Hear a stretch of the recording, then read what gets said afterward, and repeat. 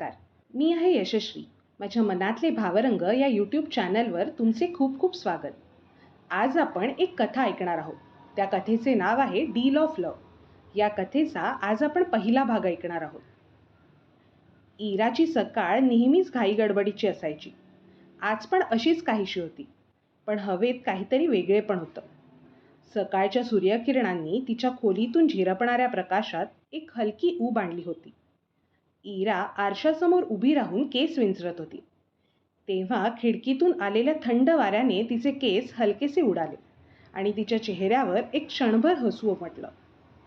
आईच्या स्वयंपाकघरातून येणाऱ्या तव्यावरच्या भाजल्या जाणाऱ्या पराठ्यांचा वास, वडिलांचा पेपर वाचतानाचा आवाज, हे सगळं रोजचंच. पण आज त्या सगळ्यात एक अनोळखी रिकामेपण मिसळलं होतं. इराने पटापट स्वतःचे आटपून घेतले. आईबाबांना निरोप दिला आणि घाईघाईतच बसस्टॉपकडे जायला निघाली. रस्त्यावरची गर्दी, हॉर्नचा आवाज, चहाच्या टपरीवरचा वाफाळता चहा आणि ओल्या रस्त्यावर पडणाऱ्या प्रकाशात तयार होणारी चमकदार प्रतिबिंब, सगळं तिच्या नजरेसमोरून जात होतं. पण तिचं मन मात्र कुठेतरी हरवलं होतं. बसमध्ये तिला आज चक्क खिडकीजवळची सीट मिळाली. तिने खिडकीजवळ बसून चेहऱ्यावर येणाऱ्या वाऱ्याला गालावरून फिरू दिलं. रस्त्यावरील धावपळीतून निसटून जाणाऱ्या प्रत्येक चेहऱ्याकडे पाहताना तिच्या मनात विचारांचा एकच धागा फिरत राहिला. आता माझ्या जीवनाला नक्की कोणती दिशा असेल का? की माझे आयुष्य कायमचं असेच दिशाहीन राहणार आहे? इरा म्हणजेच आपल्या कथेची नायिका इरा कुलकर्णी ही 28 वर्षांची, स्वतःचे एक लहान क्लिनिक सुरू करण्याची स्वप्न पाहणारी, पण आर्थिक संकट आणि घरच्या जबाबदाऱ्या हाताळणारी होती. आईवडिलांचा विश्वास आणि प्रेम तिच्या प्रत्येक निर्णयांमध्ये झळकत असे. तिने कॉलेजमध्ये उत्तम मार्क मिळवले, पण स्वतःसाठी काही करायची वेळ आली की घराच्या अपेक्षा आणि समाजाचा दबाव तिला तिच्या स्वप्नांपासून थोडं दूर लोटत राहिला. इरा विचार करत करतच तिच्या ऑफिसमध्ये पोचली. ऑफिसमध्ये पोहोचल्यावर तिला जाणवले की निदान इथे तरी तिचं जग तिच्या नियंत्रणाखाली आहे. तिच्या डेस्कवरील गोष्टींची जागा, तिचे सहकारी आणि कामाची गती, सगळं कसं एकदम नेहमीसारखं. इरा कॉम्प्युटरसमोर बसली आणि तिच्या प्रोजेक्ट्सच्या यादीत नजर फिरवली. पण तिच्या मनात तर वेगळेच विचार चालू होते. माझं स्वतःचे क्लिनिक सुरू करायचे स्वप्न कधी पूर्ण होईल का? की या जन्मात ते शक्यच नाही आहे? तिच्या डेस्कवर काही ठराविक पत्र, फाईल्स ठेवलेल्या होत्या. जवळपासच्या डेस्कवर कॉफीचे कप ठेवलेले असल्याने कॉफीचा सुगंध दरवळत होता. कॉफीचा हलका सुगंध तिच्या मनाला शांती देत होता, पण अंतर्मनातील एक लाट अजून शांत झाली नव्हती. इरा त्या लाटेला थांबवू शकत नव्हती. आयुष्याच्या निर्णयांचा ताण तिच्या मनात अस्वस्थता निर्माण करत होता. तेवढ्यात तिची कलिक प्राची तिला पाहून तिच्याशी गप्पा मारायला आली. प्राची: काय ग, कधी आलीस? काही कळलंच नाही मला तर. मला निदान एक हाक तरी मारायचीस. इरा: हो ग, थोडी रमलेले. प्राची: आता परत कशामध्ये एवढ्या रमल्या आहेत मॅडम? घरी काही प्रॉब्लेम तर नाही ना? इरा: नाही, तसं काहीच नाही. मी ते माझं पुढचं आयुष्य कसं असेल यावर थोडा विचार करत होते.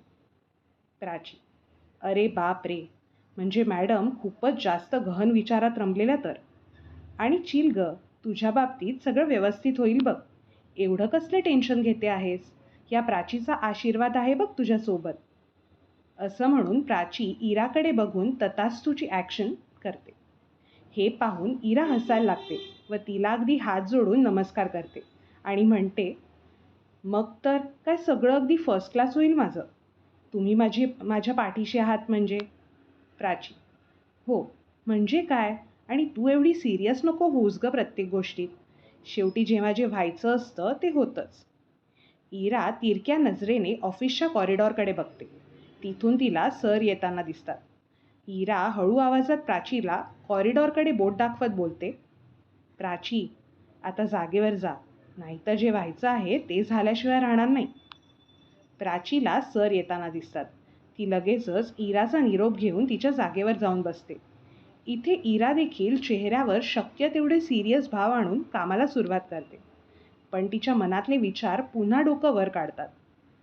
अर्थात इराचं जग फक्त काम, जबाबदारी आणि चिंता एवढंच नव्हतं, तर तिच्या मनात एक दृढ इच्छा होती आणि ती म्हणजे स्वतःसाठी काहीतरी करायचं.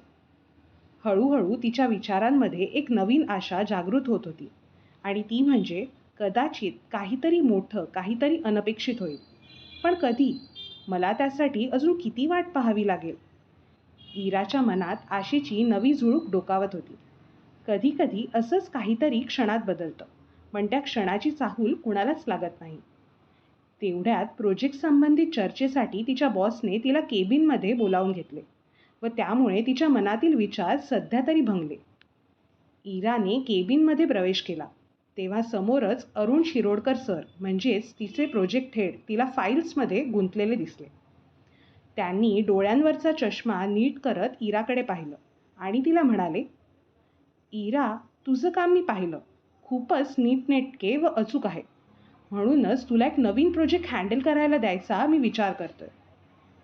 इराने किंचित आश्चर्याने विचारलं, सर, कोणता प्रोजेक्ट? ते स्मितहास्य करत म्हणाले, एका नवीन हॉस्पिटल चेनचा CSR प्रोजेक्ट आहे. त्यांचा फाउंडर खूप रेप्युटेड आहे, अर्णव देशमुख. त्यांना शहरभरातील काही लहान क्लिनिक्सला सहाय्य करायचं आहे. म्हणजे कदाचित तुझ्या स्वप्नाशी संबंधित काहीतरी. इराचे डोळे चमकले. तिला काही क्षण काही बोलताच आलं नाही. आपल्या मनात कित्येक वेळा कल्पना केलेली स्वतःचं क्लिनिक उघडण्याची गोष्ट आता वेगळ्या रूपात समोर येत होती. पण लगेचच वास्तवाने तिला थांबवलं. अर्णव देशमुख मोठं नाव आहे. त्यांच्यासारख्या लोकांशी माझा काय संबंध? अरुण सर म्हणाले, तू उद्यापासून या प्रोजेक्टसाठी काम सुरू कर. मी अर्णव सरांची तुझी पहिली मीटिंग सेट केली आहे. इराने हलकंसं ओके सर म्हणून मान डोलावली, पण तिच्या मनात आतून वेगळीच गडबड सुरू झाली होती. केबिनमधून बाहेर पडताना तिच्या पावलांचा आवाजही वेगळा वाटत होता. जणू ती कुठल्या नव्या प्रवासाच्या दारात उभी होती. डेस्कवर येऊन बसल्यावर तिने हळूच कॉफीचा कप हातात घेतला. गरम कॉफीचा वास पुन्हा एकदा मनात उत्साह जागवून गेला. कधीकधी जीवन खूप शांत दिसतं, पण त्याच्या पाठीमागे एखादा मोठा बदल शांतपणे वाट बघत असतो. तिच्या ओठांवर हलकंसं स्मित उमटलं, पण तिला अजून ठाऊक नव्हतं की हीच भेट तिच्या आयुष्याला एक वेगळी कलाटणी देणारी ठरणार होती. इराने कप हातात धरून हलका श्वास घेतला. मनातल्या विचारांचा गोंधळ अजून शांत झालेला नव्हता. पण हळूहळू तिला जाणवलं की काहीतरी नवीन सुरू होतं. कदाचित हे प्रोजेक्ट फक्त काम नाही, तर माझ्या स्वप्नांसोबत थोडंसं नातं जोडण्यास मला मदत करेल. तिने स्वतःशी मनात विचार केला. आजचा दिवस सामान्य नव्हता. प्रत्येक पावलासोबत एक नवीन अनुभूती तिच्या मनात घर करायला लागली. इराने डेस्कवर कप ठेवला आणि नोटपॅड उघडली. चल, सुरुवात करूया, हळूच तिने स्वतःला सांगितलं. काही क्षणांपासून सुरू होणारा हा प्रवास तिच्या आयुष्याला अगदी वेगळं वळण देणार होता. इराने सुरू केलेला प्रोजेक्ट तिच्या स्वप्नांशी खरंच किती जवळचा असेल? अर्णव देशमुख आणि इरा यांच्यातील पहिली भेट फक्त कामासाठी असेल की काहीतरी अनपेक्षित घडेल? काय होईल नक्की पुढे? या सर्व प्रश्नांची उत्तरे जाणून घ्यायची असतील तर कथेचा पुढचा भाग नक्की ऐका. तुमचीच यशस्वी.